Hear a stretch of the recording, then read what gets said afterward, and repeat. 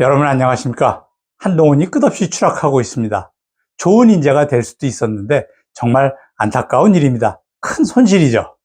지난주 10월 26일에 저도 민족중흥회가 주관하는 박정희 대통령 45주기 추도식에 참석했습니다. 한동훈이 상석에 떡하니 앉아 있는데 꼴불견이었죠. 국가의 어른이신 김영석 교수님은 당연히 가운데 앉으셔야 하고 행사 주관자인 김관용 부의장이 그 옆에 앉아야 마땅합니다. 행사와 별 상관없는 오세훈이 상석에 앉은 것까지는 그런 대로 참아줄 수가 있는데 분명 부르지도 않았을 한동훈이 상석에 앉아 있는 것은 가당치 않은 일이죠. 누가 반가워한다고. 설령 주최 측에서 자리를 그리 잡아 놓았더라도 대한민국을 대표하는 그 많은 어르신들이 모인 자리에 어린 녀석이 덜컥 앉은 것은 모든 이의 눈살을 찌푸리게 했습니다. 처음에 한동훈이가 나타났을 때 소란이 일어났던 것을 주최 측과 사회자가 간신히 진정시켰습니다. 추도식에 뻘건 구두를 신고 나타난 것부터가 무례했죠. 박정희 대통령 네 분 사진이 들어간 행사 팜플렛을 깔고 앉은 것에는 정말 뭐라고 더 할 말이 없습니다. 도대체 이 녀석은 왜 참석한 것일까요? 그 자리에 모인 자유우파 어른들을 모욕하기 위해 왔다고 밖에는 도저히 달리 생각할 길이 없습니다. 어디서 그런 버르장머리를 배웠을까요? 한동훈의 아버지가 형편없는 사람이라더니 가정교육을 제대로 받지 못해서 그럴까요? 한동훈은 좋은 환경에서 자랐다고 알려져 있습니다. 7개월 전에 뉴탐사라는 매체는 한동훈의 아버지 한문함이 춘천의 악덕 기업인 AMK라는 회사의 기업주라고 주장했습니다. 한쪽, 그것도 좌파 매체의 말만 듣고는 알 길이 없죠. 오늘 제가 하려는 말은 한동훈의 아버지와는 상관이 없는 내용입니다. 그 아버지가 악덕이든 아니든 아무튼 한동훈은 부유한 가정에서 윤택한 생활을 하며 살았다는 것을 알 수 있습니다. 서울대 법대에 입학해서 제때 사법고시에 합격하고 사법연수원 성적도 좋아서 본인이 원하던 검사가 됐습니다. 게다가 운 좋게도 대단히 훌륭한 선배를 만났는데 바로 윤석열이었습니다. 그렇게 한동훈은 꽃길만 걸으며 탄탄대로를 질주하며 살았습니다. 박근혜 대통령 탄핵 정국에서 박영수 특검팀에 들어갔습니다. 그 좋은 머리로 창의력을 극한까지 발휘해서 박 대통령을 탈탈 털며 없던 죄를 만들어서 징역 22년의 확정 판결을 받아내는데도 성공했습니다.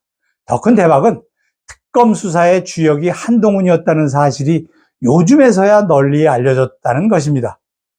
문재인 정권 때 좌천당하기도 했지만 국민은 한동훈이 별까지 달았다고 여겼습니다. 2022년 대선에서 정권이 바뀌었습니다. 사람들은 한동훈이 어디로 갈지 궁금하게 생각했죠. 윤 대통령은 그를 법무부 장관에 앉히는 정말 놀라운 인사를 단행했습니다. 그리고 한동훈은 날아올랐습니다. 청문회부터 민주당 의원들을 박살냈고 국민들은 환호하며 그가 문재인과 이재명을 잡아들이고 대한민국의 수치 김명수도 박살내주기를 기대했습니다. 그러나 그뿐 도무지 결과가 없었죠. 계속해서 민주당과 말장난만 늘어놓았습니다. 24년 총선이 다가오면서 대선배 황교안 대표는 한동훈이 총선에 참여하지 말고 법무부 장관을 하면서 성과를 내달라고 주문했으나 그는 비상대책위원장을 맡았고 국민의 42%가 반대한다는 사전선거를 독려하더니 참패하고 말았습니다. 민경욱 도태우 같은 자유우파 투사를 내쫓고 좌파들을 열심히 끌어들여서 생긴 당연한 결과였습니다. 그럼에도 자중하지 않고 기어코 전당대회에 출마해서 당대표가 되고 말았죠. 제 생각에는 저 범죄 집단 중앙선관위가 전당대회를 관장하면서 자신들의 마음에 드는 자를 국민의힘 당대표로 정했기 때문일 것입니다. 그래도 국민은 한동훈이 윤 대통령과 손발을 맞춰서 전국을 잘 이끌어가기를 기대했지만 대표가 된 후 계속해서 윤 대통령 등에 칼 꽂는 짓만 되풀이하고 게다가 날이 갈수록 도를 넘고 있습니다. 저는 총선 전부터 얘는 안 된다. 이준석과 똑같다고 했습니다.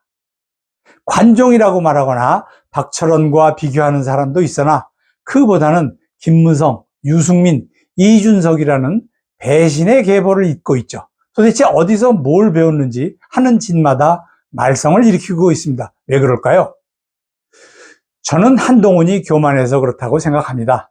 좋은 집에서 살며 머리가 좋아 공부까지 잘하고 매 순간 승승장구하며 살았으니 한 번도 좌절하고 쓴맛을 본 적이 없는 녀석입니다. 머리가 좋다지만 시종일관 자기 생각만 하며 잔대가리를 굴려서 공부는 조금 잘했는지 몰라도 대한민국에 그만 못한 사람이 또 누가 있겠습니까? 큰 머리는 쓸 줄 모르고 잔대가리만 굴리는 헛똑똑이를 뭐에 쓰겠습니까? 사람은 일단 한번 잘못된 결정을 내리면 그 다음에는 그 자신의 잘못된 결정을 합리화시키기 위해서 그쪽 잘못된 결정을 계속 고집하는 그런 성향이 있습니다. 한동훈이 또 그런 경우라고 생각을 합니다. 박근혜 대통령 탄핵에 앞장섰던 조선일보는 이번에도 어김없이 가짜뉴스로 글쎄요, 사건을 자의적으로 선택해서 필요한 부분만 짜집기, 왜곡해서 보도하는 것도 넓게 보면 가짜뉴스죠.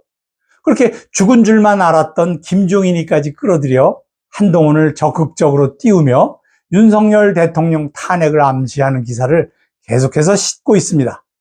댓글 부대가 있는지 아니면 중국의 SNS 조작팀이 도와서 그런지 조선일보의 한동훈 관련 기사에는 개딸 못지않은 개딸을 능가하는 그런 댓글 부대가 활약하고 있습니다.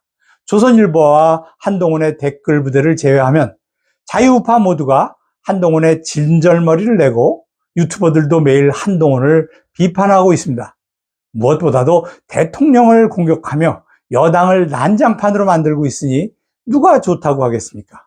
오죽하면 국민의힘 지지율은 물론 본인의 지지율도 지리멸렬하고 있습니다. 한동훈의 난동으로 대통령 지지율이 하락하고 있는데 조선일보는 한동훈과 국민의힘 지지율이 하락하는 원인이 대통령 때문이라는 여론 조작을 하고 있습니다. 적반하장도 이런 적반하장이 없습니다. 한동훈은 법무장관이 되면서 날아올랐습니다. 법무부 장관이라는 날개를 누가 달아주었습니까? 자기 손으로 달았습니까? 운 좋게 만난 대통령이 달아준 날개 아닙니까? 그런데 얘는 천성이 교만한지 자신에게 처음부터 날개가 있었다는 듯이 건방을 떨고 있습니다. 날개를 달아준 대통령을 배신하는 행위로 자신의 날개를 스스로 떼어냈으니 앞으로는 추락할 일만 남았죠.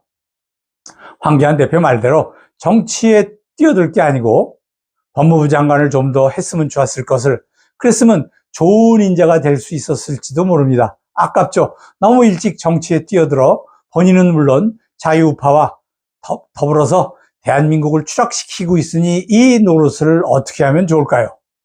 멍청하기로 이보다 더 멍청한 놈이 또 있을까요? 얘는 추락하겠지만 같이 추락하며 현기증을 느낄 국민은 누가 위로할까요? 전효옥 의원은 다르게 생각하고 있습니다. 자신의 미천이 드러나게 일찌감치 당대표가 된 것이야말로 한동훈이 유일하게 잘한 짓이라고 평가했습니다.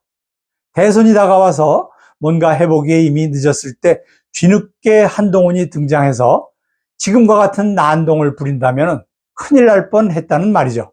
그 말도 일리가 있습니다. 어느 쪽 말이 맞을까요? 제가 몇 번 말씀을 드렸지만 추락하는 한동훈도 날개가 있었습니다. 감사합니다.